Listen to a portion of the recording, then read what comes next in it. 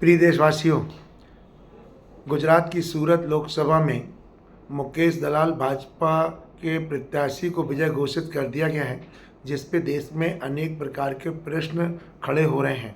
और इसमें सबसे बड़ा प्रश्न आ रहा है नोटा का, कि नोटा का आखिर महत्व क्या है, नोटा क्यों रखा जाता है।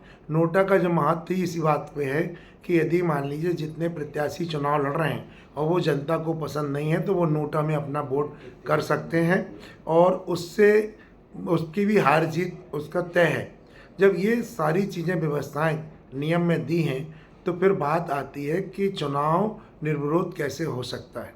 और ये निर्विरोध जो चुनाव होके और 4 जून के पहले ही भारतीय जनता पार्टी के मुकेश दलाल को प्रमाण पत्र दे दिया जाता है विजय का, तो मैं समझता हूँ ये नियम विरुद्ध है।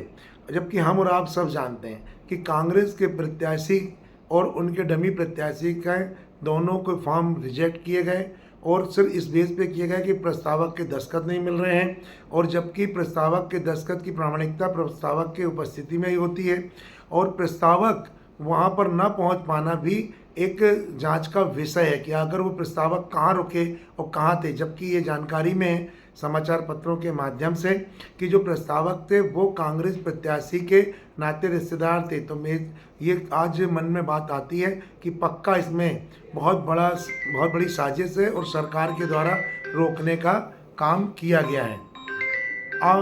वैसे भी नियम ये है कि एक बार जब कोई प्रस्तावक प्रस्तावना दे देता है तो वो वापस नहीं ले सकता, ना उस पर कोई आरोप लगाया जा सकता है। ये शायद इसी दिन के लिए था, पर देखा जा रहा है कि ये सारी चीज़ों को अलग करके और एक होटल में डीलिंग की गई, बाकी अन्य जो भी प्रत्याशी थे उनके भी नाम वापस कराए गए। ये सारी चीज़ें खुलेआम हैं। इसका मतलब ये है कि वर्तमान की सरकार को चुनाव कराने में कोई रुचि नहीं थी, वो अवैध तरीके से वहाँ की लोकसभा सीट हथियाना चाह रहा था।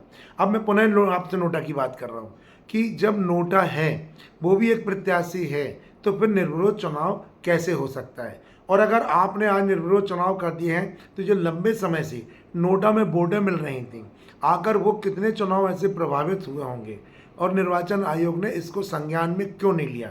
मैं आज निर्वाचन आयोग से यही निवेदन करूंगा कि इसे आप संज्ञान में लें और ये अभी आपने जो प्रमाण पत्र विजय का भारतीय जनता पार्टी को दिया है उसको निरस्त करें। वरना पिछले चुनाव जितने भी नोटा की वोटों में हुए हैं और जो कुछ मत प्रत्याशी कुछ मतों से आ रहे हैं, नोटा को अधिक मत मिली हैं, तो वो फिर आप उसका निर्णय कैसे करेंगे। माननीय उच्चतम न्यायालय से भी मेरा निवेदन है कि मेरी बात यदि आप तक पहुंचती है तो आप इसे संज्ञान में लें और तत्काल निर्णय दें कि ये जो एक तरफा चुनाव में निर्विरोध चुनाव में भारतीय जनता पार्टी के प्रत्याशी को विजय घोषित किया गया है, ये सही है या गलत है।